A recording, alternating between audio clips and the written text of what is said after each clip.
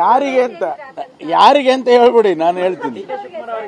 ಅವರಿಗೆ ಹೇಳಿದಾರ ಹಂಗಂತ ನೋಡಿ, ಸುಮ್ಮನೆ ಎಲ್ಲ ಹೇಳೋದು ಬೇಡ.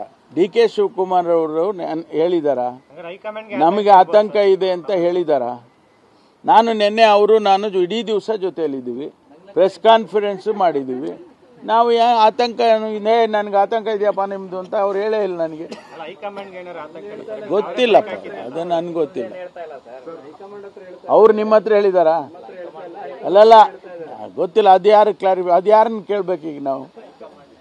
15ನೇ ತಾರೀಕು ಡೆಲ್ಲಿನಲ್ಲಿ ಹೊಸ ಎಸಿಸಿ ಕಚೇರಿ. ಹೌದು, ಬಹಳ ದಿವಸದಿಂದ ಅದು ನೆನೆಗುದಿಗೆ ಬಿದ್ದಿತ್ತು. 2009ರಲ್ಲೇ ಅದಕ್ಕೆ ಅಡಿಗಲ್ಲಿ ಹಾಕಿದ್ರು, 90ರಲ್ಲಿ. ಅದು ಈಗ ರೆಡಿಯಾಗಿದೆ, ಉದ್ಘಾಟನೆ ಮಾಡ್ತಾ ಇದ್ದಾರೆ. ಏನು ಪ್ರತ್ಯಂಗಿ ಏನದು ರೀ?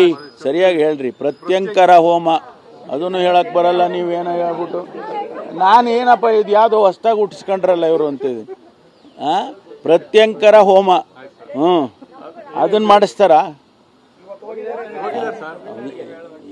ನೀವು ಅಲ್ಲ, ನಿಮ್ಗೆ ಹೇಳೋಗಿದಾರ ಪ್ರತ್ಯಂಕರ ಹೋಮ ಮಾಡಿಸ್ತೀವಿ? ಇಲ್ಲಪ್ಪ, ನಮ್ಗೆ ಗೊತ್ತಿಲ್ಲ, ನಂಗೆ ಗೊತ್ತಿಲ್ಲ. ಹೌದು, ಕಾಲ್ ತುಳಿತದಿಂದ ಸತ್ತಿದ್ದಾರೆ. ಅದು ಮೊದಲನೇ ಬಾರಿಗೆ, ಫಾರ್ ದಿ ಫಸ್ಟ್ ಟೈಮ್ ತಿರುಪತಿಯಲ್ಲಿ ಮೊದಲನೇ ಬಾರಿಗೆ ಈ ರೀತಿ ಆಗಿರೋದು. ಆಗಬಾರ್ದಾಗಿತ್ತು, ದುರದೃಷ್ಟಕರ. ವಿಷಾದವನ್ನು ವ್ಯಕ್ತಪಡಿಸ್ತೇನೆ. ಸತ್ತವರ ಕುಟುಂಬದವರಿಗೆ ಭಗವಂತ ಶಕ್ತಿ ಕೊಡಲಿ. ಅದೇ ತಿರುಪತಿ ದೇವರೇ ಕೊಡಬೇಕು, ವೆಂಕಟರಮಣ ಸ್ವಾಮಿ. ಇಲ್ಲ, ಯಾರು ಇನ್ನೂ ನಮಗೆ ಮಾಹಿತಿ ಪ್ರಕಾರ ಯಾರು ಇಲ್ಲ. ಅದು ಕಚೇರಿಗೆ ಹೋಗಬೇಕು ಅಂತ ಅನ್ಕೊಂಡಿದ್ದೀನಿ. ಕಚೇರಿ ಉದ್ಘಾಟನಾ ಕಾರ್ಯಕ್ರಮಕ್ಕೆ ಹೋಗಬೇಕು ಅಂತ ಅನ್ಕೊಂಡಿದ್ದೀನಿ. ಈಗಲೇ ಕೊಟ್ಟಿದ್ದೀನಲ್ಲ, ಇನ್ನೇನು ತಿರ್ಗಾ ಏನು ಕೊಡ್ತಾರೆ? ಈಗಲೇ ಕೊಟ್ಟಿದ್ದೀನಿ.